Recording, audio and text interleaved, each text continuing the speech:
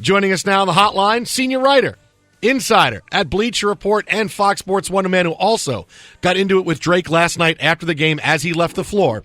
It is Ric Bucher. Rick, you're back and forth with him. You grabbed the Del Curry jersey. I thought a little out of line by you. Yeah, you know what's funny is as I was watching that, I happened to be watching it with my daughter, and she was like, "He's not playing. Why is he talking?" That's my 16-year-old daughter. Even she knows the rules of engagement. You don't jump into it, and you don't light the fire under a guy, especially a two-time defending champion, unless you're ready to go out there and face whatever it is that you created. It was not a good look for Drake, and it was not a smart move for the Raptors. The Golden State Warriors, as old and tired as they may have looked last night, they're still two-time defending champions, and you don't need Drake trying to fire anybody up. Are we willing to admit they missed Kevin Durant last night? I think, yeah, maybe, finally. I know Andre Iguodala does. I mean, he told me, I just did a piece in Bleacher Report. We had a long conversation, and he said, hey, I was playing on one leg against Portland. Why? Because we lost KD, and I had to play all those minutes against Houston, and that left me hobbled. So what you saw from Iguodala in the condition that he's in right now is a reflection of the fact that you didn't have KD, and the pressure that is on everybody else as a result is a byproduct of that. Now, that said, I think the thing that I took away from last night that seems so stark is that the Toronto Raptors right now have more one-on-one defenders, quality defenders, than the Golden State Warriors do. And I don't know the last time we could say that definitively about a Warriors opponent.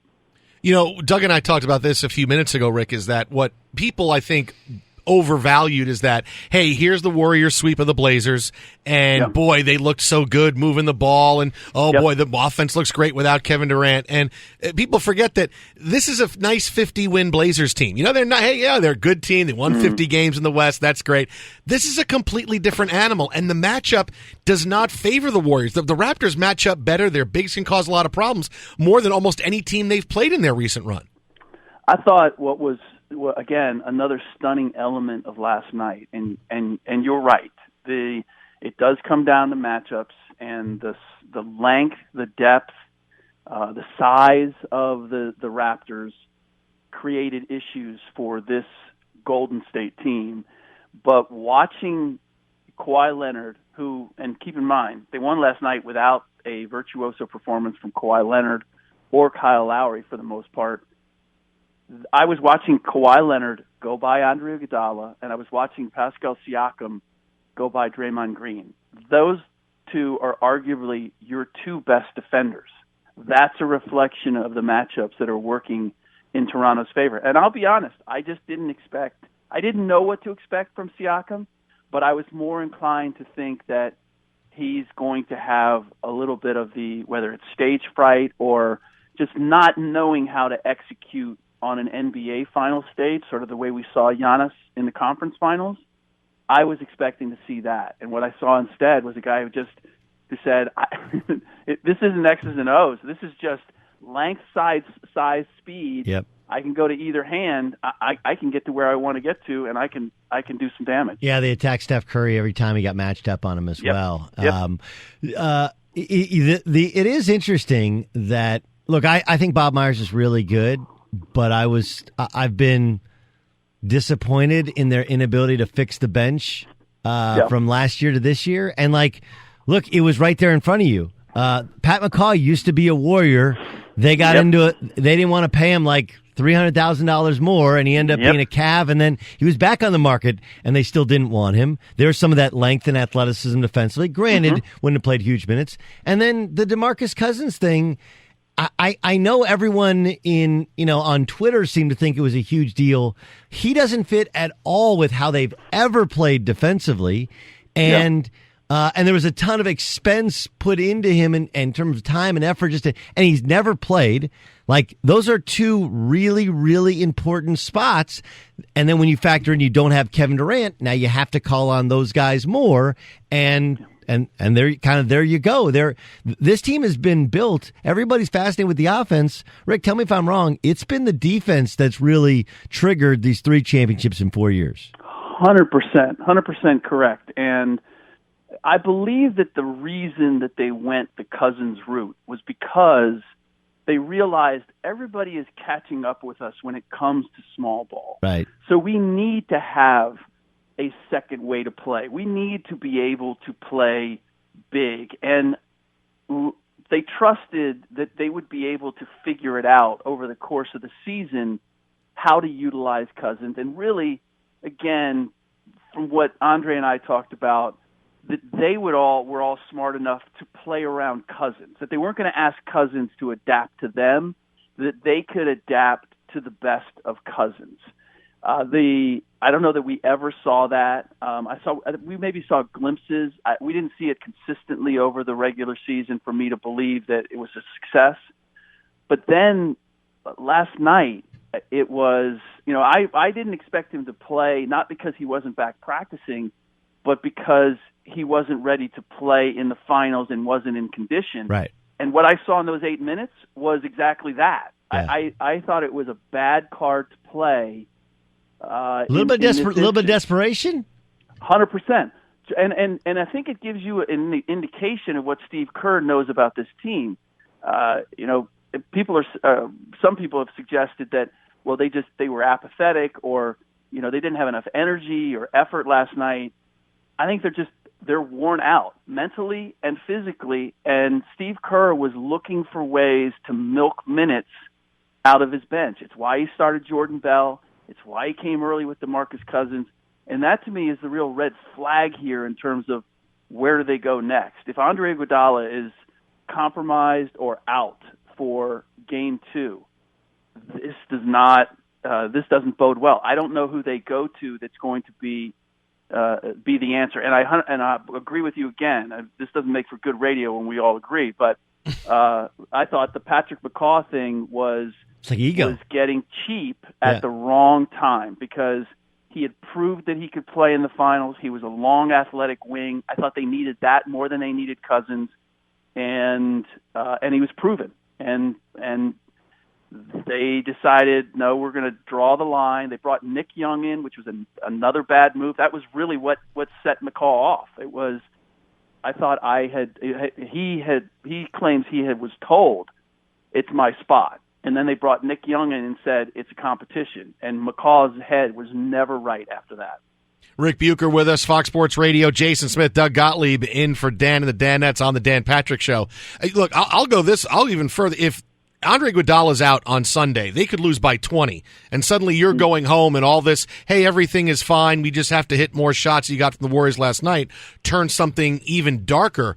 But when is too late for Kevin Durant to come back? Because he's the only guy that's coming to save the day, Rick. It's not, Steve Kerr is just trying to patch stuff up right now, but there's no hidden formula that suddenly, we're going to unlock something new. When's too late for Durant to come back?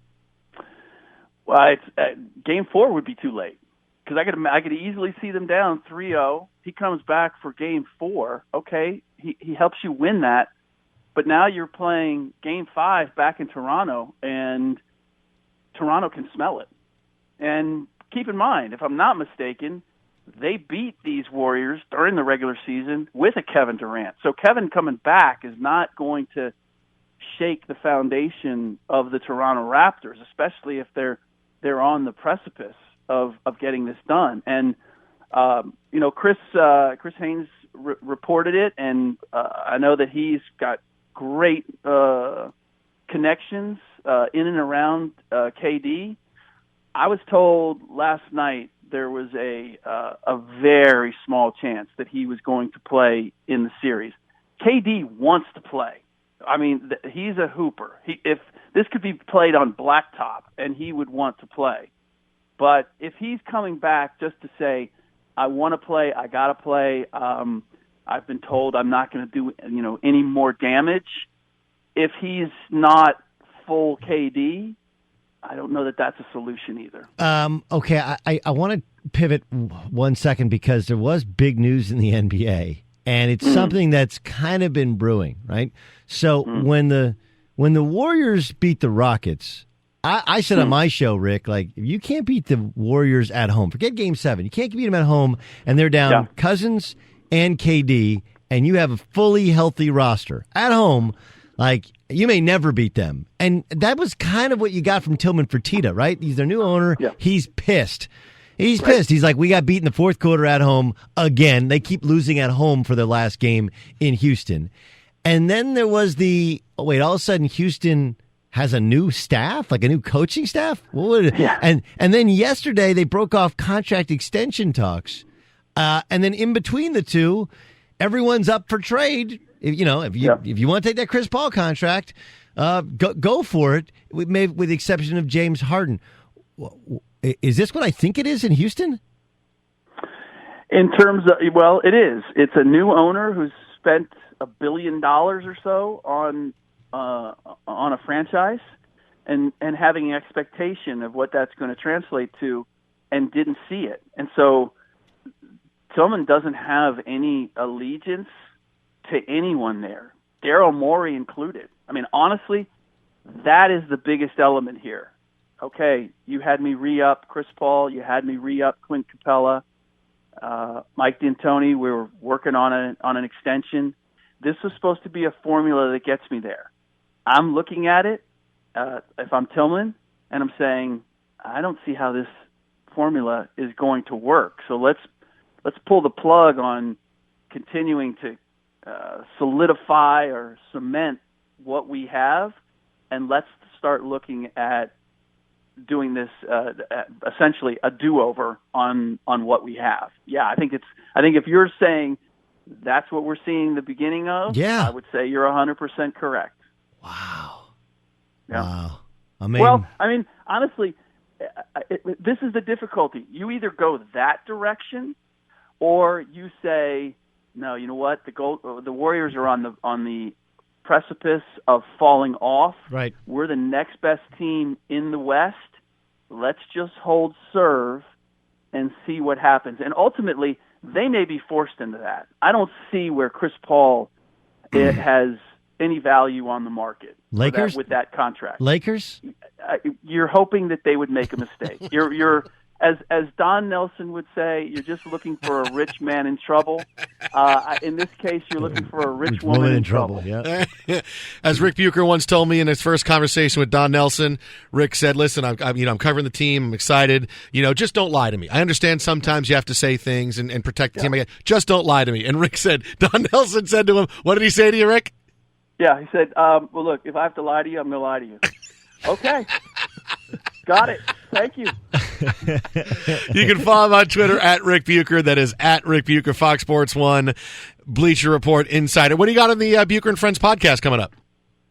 We had Ryan Hollins and I got into basically the game last night and what we saw from Pascal Siakam and the Kawhi Leonard.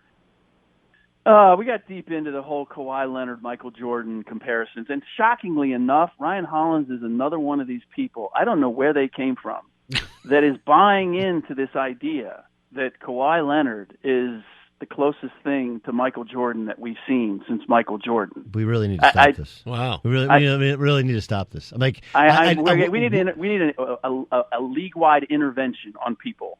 Look, who are suggesting listen, I didn't think Kobe was as good as Jordan.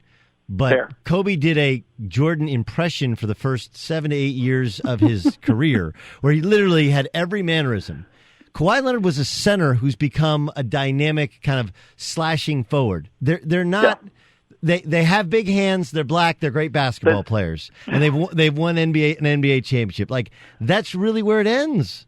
I couldn't agree more. Have you guys seen the little video clip where it is a montage of Kobe and Michael playing? Yes. And they blend it, and it's seamless. Yes. It goes from one to the other. He literally studied him, mimicked him, and pulled it off. Right? Exactly. Yes. Exactly. And I think, in all honesty, I think Kobe, a slightly an inferior athlete to Jordan, probably a little bit more skilled than Jordan, but he didn't have the burst, the first step, or the explosion at the hoop of Jordan. But he's He's a copy of Kawhi Leonard is not. He's a great player, but God, our need for another Jordan it will never cease to amaze me. Ryan Hall's not even old enough to remember to be alive when Jordan was playing. I thought we had buried that. No. I thought once LeBron fell off that we weren't going to do that anymore. Apparently not. We need a couple more Warriors losses without Kevin Durant, then we can bury they're better without Kevin Durant. They're better without Kevin Durant. Thanks a bunch, Rick. We'll talk to you soon, my friend. You got it, guys.